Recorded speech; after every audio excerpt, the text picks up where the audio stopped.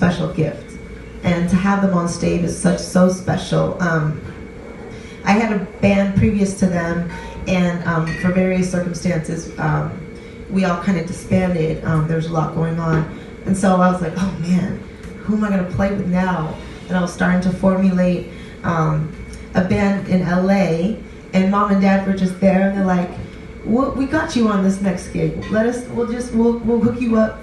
And that was the start of the Judith Hill and the Fam. And so they brought in Tony Maiden, which is a dear family friend of the Hill family, and he's legendary from Rufus and Chaka Khan, an incredible guitarist, and Michael White, another friend. So we just kind of just started. That's how it happened. That has to be. This was going to happen to me as far as being a professional musician. I was more interested in art than anything. I actually, I paint and have artwork. And so that was my dream of becoming an artist. All I had to do was finish school. My art teacher gave me a scholarship to go to a College of Arts and Crafts. She took me over to Kaiser & Foster Advertising Company, where I had a job as soon as I got out of school. But the strange thing happened is that I joined a small group in high school that played Latin jazz, and I was a percussion player. Actually, I started out on the saxophone, but I had only 3 lessons. I never got to the 4th lesson. So I didn't go anywhere with that. So I thought, well, you know, I know how to beat on stuff, so I can just do that. So anyway, we were very fortunate to open for the Count Basie Orchestra in San Francisco. We were just young people, still in high school. And once that happened to me, it just felt like, this is it. This is heaven right here. To play in the nightclub, people applaud, just the whole vibe of it was, and come on, the Count Basie Orchestra, come on now, that's like, wow. So for us, it was quite a thrill and quite an experience, and that was the start for me. I said, this is it, this is what I want to do. So I put the scholarship aside, I put the art school, I put everything aside to play music.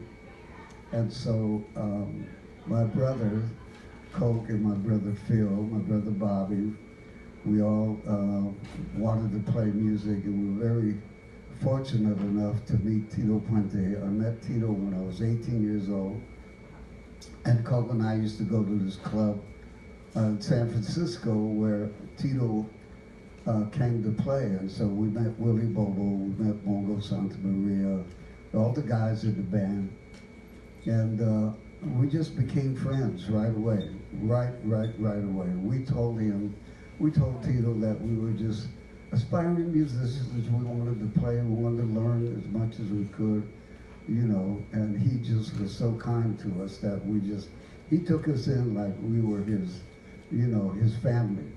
And so we started, you know, with our own little band. We call it the Escovedo Brothers, and we played all over the Bay Area, San Francisco, Oakland. We opened a lot of clubs, but we closed a hell of a lot of clubs. But we had so much fun, and then we eventually, Coke had got hired in the Santana band and went off on the road. Well, when he came back, he told me that Carlos wanted me to come and join the band. So I said, well, when do I start? He goes, well, as soon as we go to New York, you're going to start. So I said, well, do we get to rehearse and stuff? He goes, no, you're just going to start playing with Carlos in New York. He said, I have a tape of the music of the show, so on the flight, you listen to it, and then when we get to New York, we just start playing. I said, cool. So we get to New York, I was all excited. And lo and behold, we play at Madison Square Garden. Now check it out. I played every small dive in the Bay Area. I had no I had no idea what a crowd was in Madison Square Garden.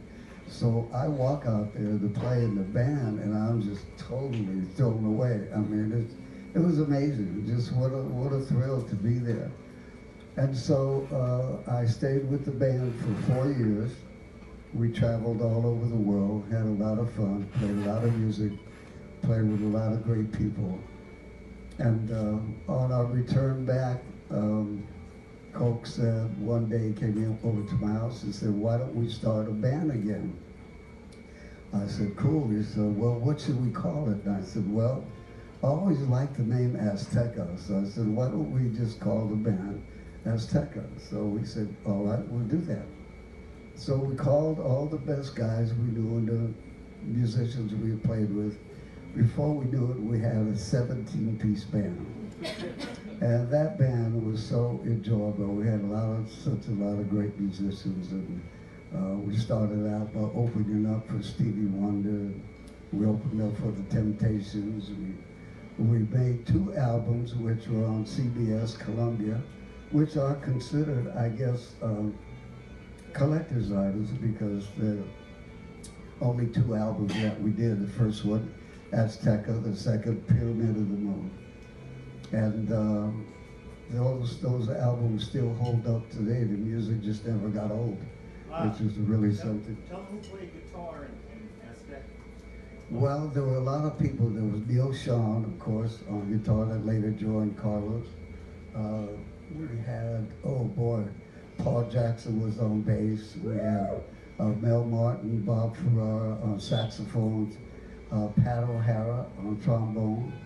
On trumpet was Tom Harrell, one of the great jazz trumpet players. We had 3 keyboards, organ, 2 keyboard players. And then we had percussion, which is Victor Pantoja was the conga player. He of course played timbales. I played bongo and little stuff, and mostly sang because we had Earl Knowles and Wendy Haas that we had vocals. So we had a gig. Actually, the band was in the sense of splitting up, so Coke went and signed a record deal with Mercury Records and put out his own albums. So in the meantime, I kept the Azteca band going, and we had a gig in Bogota, Colombia, to play in the Bull Rings. And what happened was Victor, the percussion player, couldn't go because he was sick. So I didn't know what I was going to do, and my wife said, why don't you take Sheila? I said, well, I'm going to take my 15, 16-year-old daughter out on the road with all these musicians all the way to Bogota, Colombia. But yeah, she'll be fine.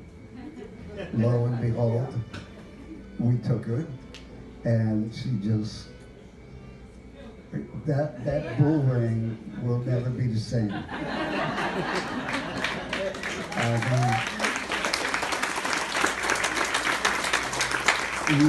Even the bulls had to sit back and just watch her as she did. I'm telling you, she tore it up, and from then on, the rest is history with Sheila, of course. So, and the boys, you know, growing up, they of course were in sports, and they were just chasing girls.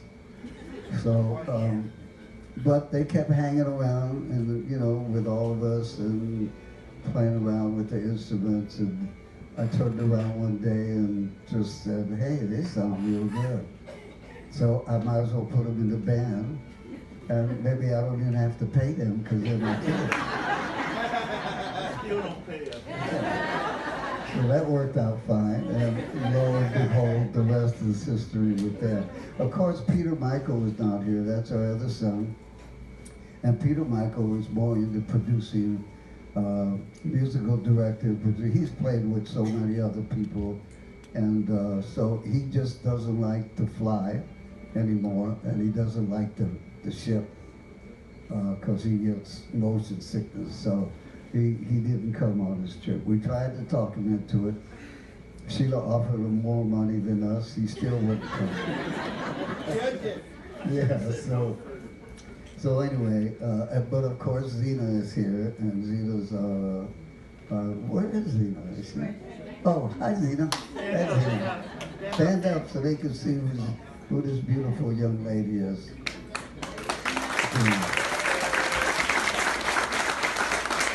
And I know that you guys all know by now, Mom's Escovedo right here. Stand up, Mom. That's my beautiful wife of 60 years.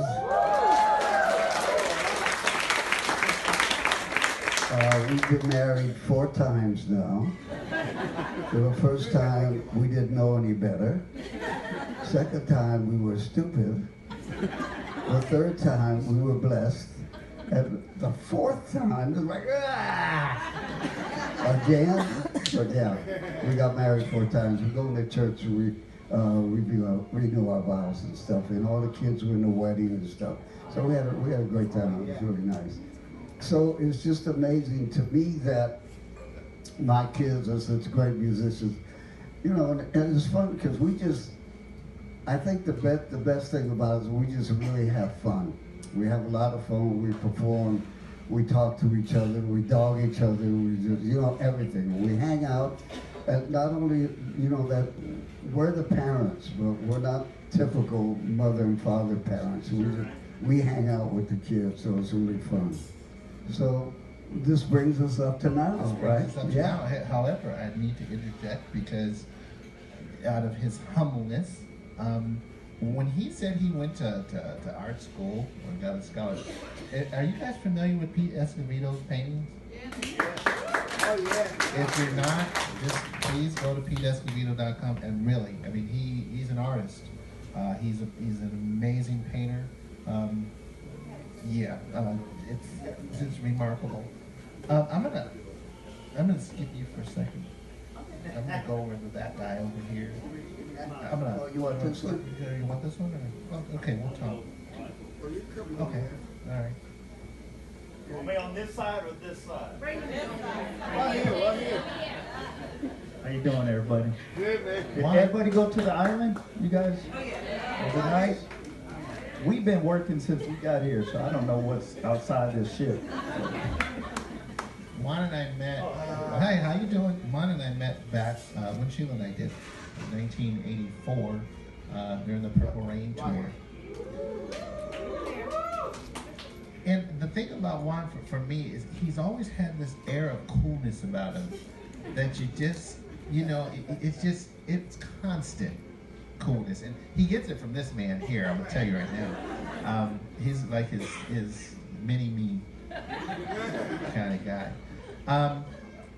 But the respect that Juan commands as a musician is just well-deserved and unparalleled. When you watch him play, he is so, I don't want to say technical because it's more organic, but you know, it's just, he brings forth this part in the music that just brings it to life. You know, he lays that foundation that allows everything else to be built upon. And if you need to go to the left, Juan will lead you there. If you need to go to the right, Juan will lead you there. If you need to take it higher, is that, and seeing her perform, seeing her do what she does, it's a joy for me that I'm always able to watch her perform, and after each time, I become a fan like the first time.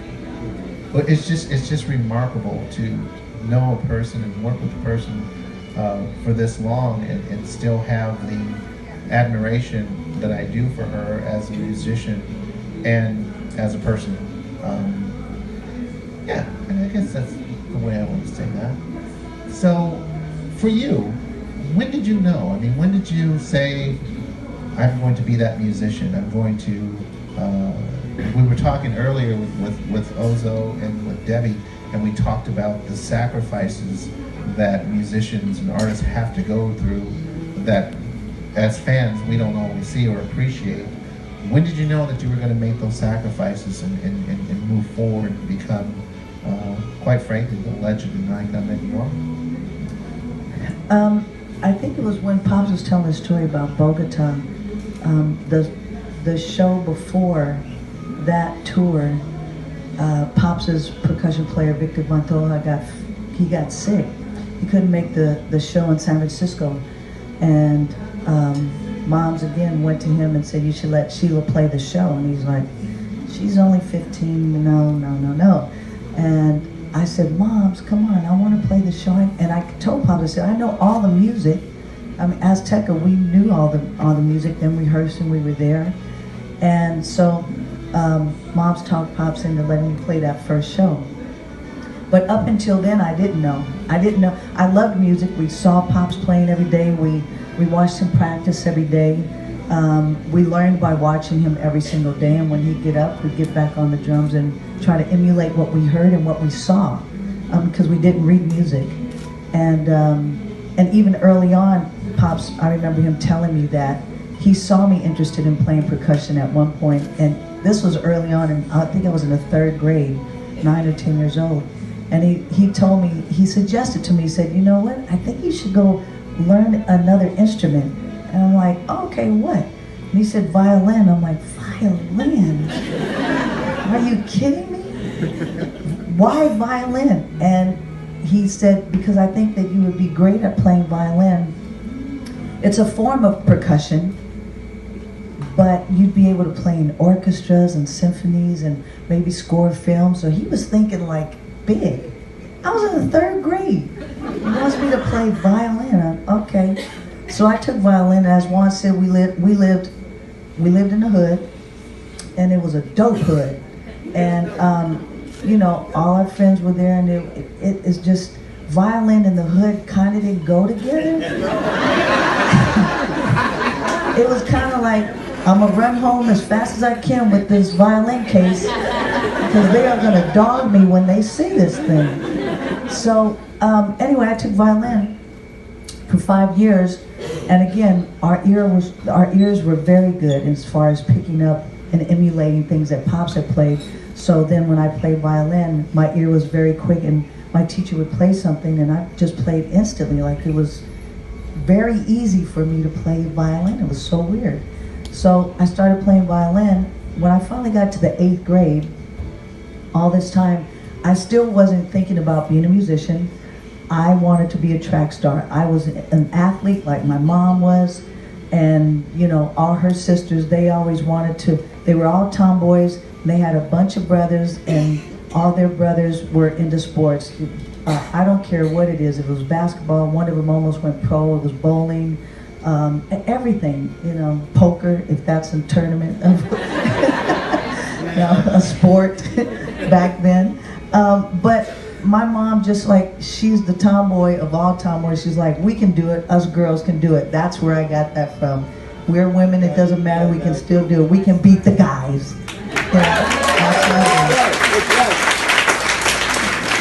So, in doing so, again, playing violin, I wanted to be an athlete. So my dream, my dad's dream, was for me to play in the symphony, score films, and I'm thinking, I just want to win a gold medal. Is that in the same area? I mean, that was like, whoo. So I did. I wanted to be in the Olympics. I was running track, breaking all records wherever I ran in meets and everything. And I mean, I was really fast. And one day my teacher in the 8th grade said, let's start at bar 84, so something like that, right? We started to play, and she stopped everyone in the class. She said, excuse me, Sheila, can you start at bar whatever? She gave me another number, 73. And I said, yes, can you just play that for me one time? You know, that's how I went through 5 years of playing. I still didn't read music. And she said, no, I want you to start at bar 73 or whatever, and I want to hear that section of the music. So I just kind of stood there just like, I don't know what to do. And she said, can you come here for a minute? I'm like, oh, I'm in trouble. So I walked to the back of the class, and she said, excuse me, but do you know how to read music? And I said, no, not really. And she just said, but this is not even possible, because no one ever caught you not reading music? Like, everything you've been playing, you just, you hear it and you play it? I said, yeah. She said, yeah, but you're not reading. I said, I know, but it's just, if you play it, I'll just play it back. And she said, okay, well, this is crazy. I was even offered scholarships, a great ear, but I just couldn't read at the time. Still not reading well right now either, but I'm still playing. And but I'm playing because I'm playing the way that I watch my father play. I play from the heart, and I play what I feel, and watching him and his dedication of, you know, giving it always, even in sound check rehearsals, always 100%. And that 100% always felt so good. You always wanted to stay at that place. So not until the gig before Bogota, I finally played that show. And Azteca is a band, you know, Juan and I had the band when we were younger, and Peter Michael as well. And, you know, we played with some of the local bands, but, you know, to play with this band who's signed to CBS with Clive Davis, who's been opening for The Temptations, Stevie Wonder, Earth, Wind & Fire. This band, Azteca, 17-piece orchestra, you kind of all of a sudden sit up a little bit differently. Hello, ladies and gentlemen. This is Curtis, your Enchantment Art Auctioneer, cordially inviting you to the final auction of the cruise happening in the Spotlight Lounge on Deck 6 at the back of the ship in just 15 minutes. There's free champagne, free raffles, and the big secret today later. Once again, in just 15 minutes in the Spotlight Lounge, Deck 6 at the back of the ship. We'll see you there. Bye, you guys. Okay, no. They're leaving, right? So anyway, I played that show, and it was such a powerful moment. To play with that band and the music to be big, you know, you're playing like Pop says, Madison Square Garden. We were playing at a place in San Francisco that held about 3,000 people. And that was the biggest crowd I had ever played. And like he said, that bug hit you, that thing hit you, you know. He turned to me and he said, I want you to play a solo. And I'm like, a solo? Really? Okay. I get to play. Woo! All right, I started playing. I got excited. I closed my eyes. And as I got into it, I didn't even know where I was. I didn't realize what had happened. I was playing, and this is, honest to goodness truth, this is what happened. I felt like I left my body. I'm not kidding. I felt like I left my body, and I was looking at myself playing. And it was strange, because when I opened up my eyes, I realized that, wait a minute, I think I went somewhere and came back, and it was weird, and it scared me. And I started shaking, and I was just, you know, playing. I was still playing, and it was just this rush of, I was gonna cry and scream and yell and laugh, and like every emotion happened at one time. And I looked at Pops, and he's playing, and he's looking at me like, what just happened? And then I hear the roar of the audience, and it just went, and it just got bigger and bigger. And then my heart was pounding, and the rush of that, of what just happened that I had never experienced. I compete in all the, you know, the things athletically, and the applause, yes, that was always there, but this was different because it was like a spiritual moment that I know when I got out of that place and looked at Pops and realized where I was, I said, if this is what as he said, if this is what heaven feels like, I want to be in heaven every single day, because that is the highest level of everything, of God, of people, of music, life, everything. It's like water when you water a plant, you know, and it comes to life. It was growth. It was everything. It was empowering. And that moment, after we got off stage, and Pop said to me, I can't even deny what you already know. I didn't even know you played like that, you know. And he heard Juan and I and Peter Michael jamming at the house, but we were jamming in our, you know, at a level that was different. We thought we were doing good, but when you step into something that is out of your comfort zone and puts you in a place of having to stretch in a higher dimension, you got to go there. That's that opportunity, that one time to do that, then you've got to move in that place. And I did, and it changed my life.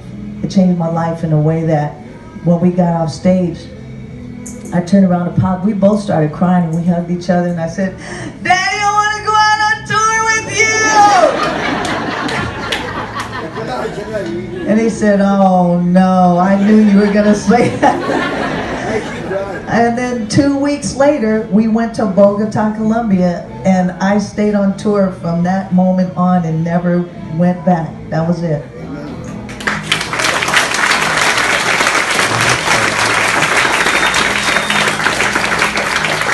Because you gave me a microphone, and no, I have good. I have a question to ask because I've heard Pops tell how you got to Bogota, and I heard now from you again how you played that first gig. And you know, I found that there's a common thread between these two stories, and it has to do with that woman over there. Moms, you gotta come up here. I have to ask you a question. Come on. Come on, do better than that. That's Mom.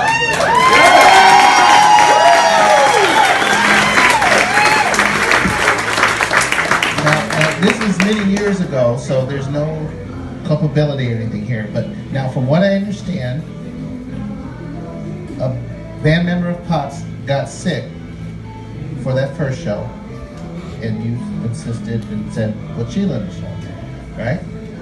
Okay, and then he had a gig in Bogota, and another of his band members got sick. Right? Or was it the same one? Oh, it was the same one. Okay, I was wondering, like, did you slip this guy something? And take Sheila. Do you guys see what I mean? I mean, it's kind of like, wait a minute, the commonality is here is you and somebody in the band getting sick. But okay, same person. All right. Okay. Well, that's what you. So you kept him that sick for 2 weeks. No, it's probably more than that. No, but he was one of those guys that had really bad hangovers. Oh, okay. Yeah. Good. All right. So my question, honestly, is what is it that you saw in Sheila as a musician? That she was beautiful and she looked like her mother.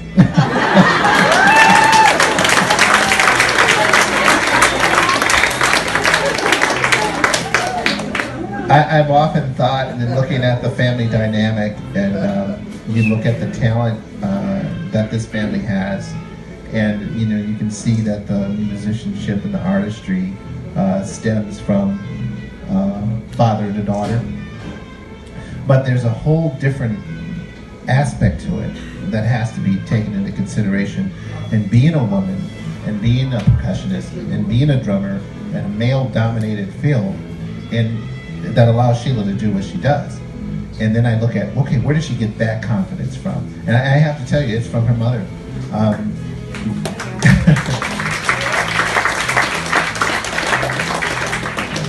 we turn down this band a little bit? I think we can.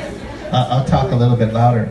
But, you know, for me, being I'll say an adopted family member of sorts, or maybe I just forced myself in, but however that works, what Moms has brought to this family in support and love and encouragement and confidence, you know, that I've seen over the years is just absolutely remarkable. I would even take it a step forward that you would not know the Escovedos as the musicians and artists that they are if it wasn't for Moms Escovedo.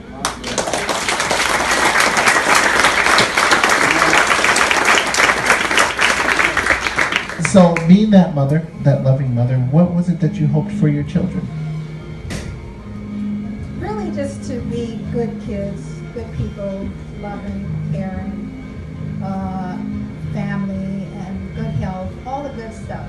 The music comes after, you know, but I just wanted them I just wanted them to be children of our God, and just to be good to each other and keep your feet planted down. Nobody is better than you, and you're not better than anybody else. We're all human beings. We're all trying to be good people, you know, even though sometimes we go off. I do. If somebody cuts me hard. You'll know if it was Moms you cut off too, by the way. Wait, you want to know what she says when somebody cuts her off? What do you say, Mom? A-hole.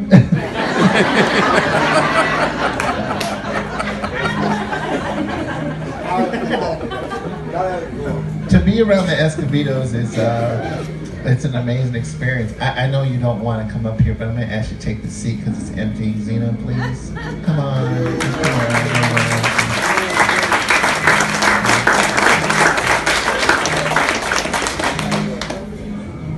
Zina's really, to me, she's the angel of the family. No offense, she's just so sweet, and you know, and talented in her own way, and you know, just everything. There's this symbiotic relationship between the family that when you're around them and you see them perform, it's almost like they're one person. You know, right? With all these different dynamics to them. Pops, as far as like music, you're Latin jazz. How do you think that influenced Sheila in being able to play in these multi-genres that she does? I mean, Sheila's pop, she's R&B, she's Latin jazz, she's salsa, she's country. Do you guys know Sheila won the one and only season of Gone Country?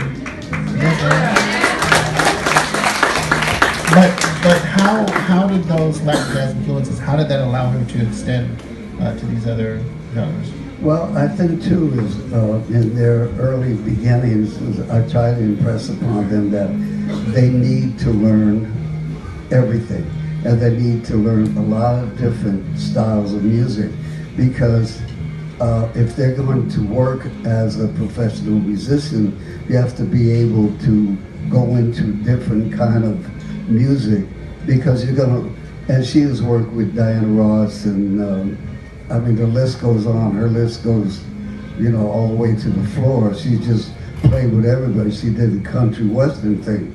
So she's able to play all of that, and which I impressed upon all of them, Peter, Michael, and also Juan, that you've got to learn to play with everybody, because that's what I did, because I went on the road with Anita Baker, I played with Santana, I played with just so many different kinds of people. But my love was always for the Latin jazz thing. And that I always tried to impress upon them, that's to me, the important music that they should really learn. But as you know, what she does now, and of course she was so influenced by, of course, Prince, because the funny thing is that when I was with Santana, we were at rehearsing in San Francisco, and our keyboard player, Tom Coster, who was in the band at the time, came in with Prince. And Prince didn't look anything like, the way he looks now, but I mean, he just, he was just a regular guy who walked in. So Tom told the whole band, he goes, "Hey, you guys, this is Prince, man." And I think he was, very young. And he said, "This kid is he's really great, and and I'm teaching him some stuff on the keyboard." And as you know, a lot of his solos, Prince's solos, were based around some of what Carlos, he had that kind of style that Carlos has. Because I think he admired Carlos's playing and his guitar playing. I think he kind of got a little of that, influenced by Carlos's playing. So anyway, like we do, and what Moms does, we meet people that we like, and we always invite them over to the house. So I told Prince, "Come on over to the house, man, and hang out," So he came over. They met, and he just really knew about her already, and wanted to do a CD with her, an album with her, which was, the first one was The Glamorous Life. So you guys know that one. And Zina, you were in that yourself. You were in the video, yeah. Play guitar. Yes, play guitar. And Peter Michael was in it, and you were in it. Actually, Sheila's first band, a lot of the members of the first band. Yeah, Pops, hand the mic to Zina. Zina. Yeah, I'm Zina. So, just a quick story. When we did the Glamorous Life video, we filmed it very quickly in Los Angeles at the Wiltern Theater. Yeah. And at the time that we were going to film it, I didn't have a band to be able to do it. So I called my brother Juan, and he pretended like he does play a little piano, but he pretended like he was playing the lines on Glamorous Life. And I asked Zina to play guitar, and she does not play guitar at all. So when you see in the video the other girl that looks like me with the big hair and the guitar, that's Zina. And then her boyfriend was playing yeah, you forgot. Her ex-boyfriend, but her boyfriend was playing the other keyboard. My brother Peter Michael was supposed to play a sax, but he had a soprano because we couldn't find a saxophone. So he was playing that saxophone line, and then my boyfriend was playing drums. And it's crazy because that's why I want you to answer. When I asked you to be in the video, what did you think? You said that you asked me to be in the video? That's why, I know, that's why I'm saying this. I want them to hear like what I just said. When I asked you, and I know I did, that's why I said, when I asked you, what did you say? For one thing, she didn't ask me. I had to audition. Just to be clear. Because everybody got hired. So my brothers got hired, you know, and she already had like an actual real band. I don't play any music purposely. I'm not even interested at all. But it's fun to have a great family like this because I get to go to all the concerts for free. So it's perfect. So it works out. But so my sister says, well, you know, you don't know how to play, so you know you just can't be in the band. So my mother, yeah, it is a good reason. See, there we go. But my mother said, no, my sister says, well, you know, you're gonna have to audition like everybody else. So there's no breaks in this family, just to let you know. So my mother says, well, then you're gonna audition. And I said, I don't want to even be in the video. So Mom goes and takes me in the bathroom and puts makeup on me and says, go out there and play. Hurry up, just go audition. So I had to audition for my own sister. And then after everybody started clapping and thought that I was good, that's how I got the job.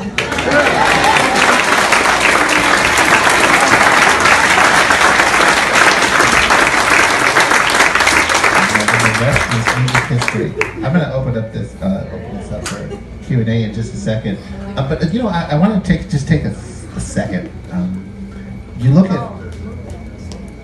just move this down.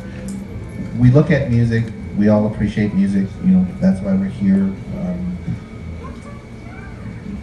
But when you look at it and you think, what influence does it have? You know, how it impacts your life, how it impacts people's lives.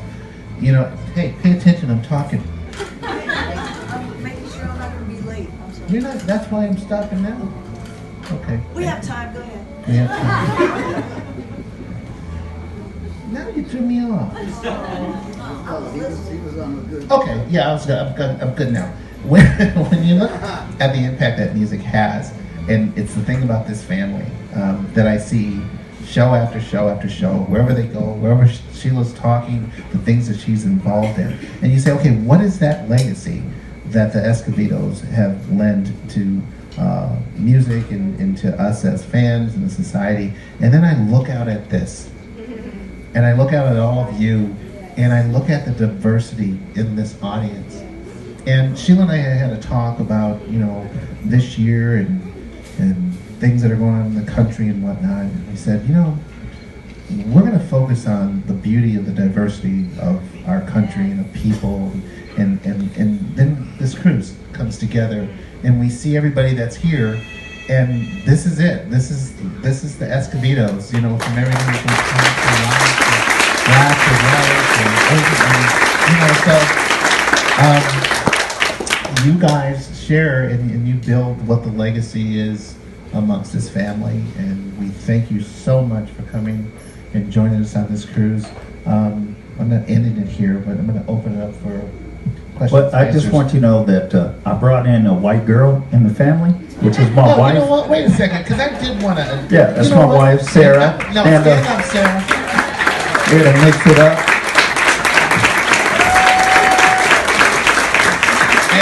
And wait a second, because I want to say something, because knowing him this long, he might have been chasing girls, but he can catch many. But he caught the best one in you, so.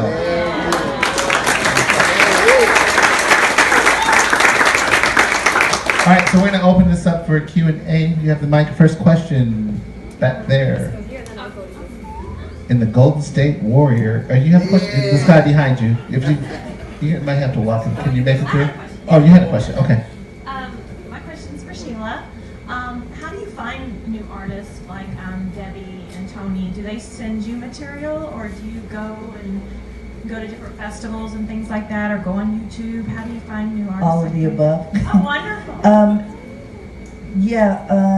Debbie, I happened to be on the same award show with her 2 years ago, and she was performing on the same stage. She opened the award show in New York, and I saw her play, and I was just amazed. I'm like, okay.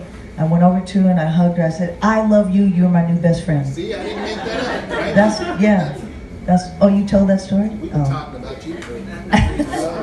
Yeah, so I just loved who she was. She's just honest and pure, and she's not trying to be something that she's not, and it's refreshing to see that. There's no drama, there's no, it's pure. And I love that about her, being honest about who she is. And so I just said, we have to write together, so we're writing together, and I am on her new record, the single that's coming out. But I told her, let's keep in touch, and she came and sang on my new single. So she's just a great person and an incredible songwriter. And Tony, they called me to do, initially they called me to, hosted the PBS special for Michael Jackson, because I had played with him. And then I was hoping they would ask me to play, because I didn't want to just host, I wanted to play. And I ended up playing, but Tony, and that's how I met him, PBS called me, and that's how we met. But I do go on, when I have 2 segments on YouTube sometimes, but it's really just word of mouth. Someone says, have you heard such and such, and go look them up on the internet, or send me a piece of music. But it's great. There's so much music out there.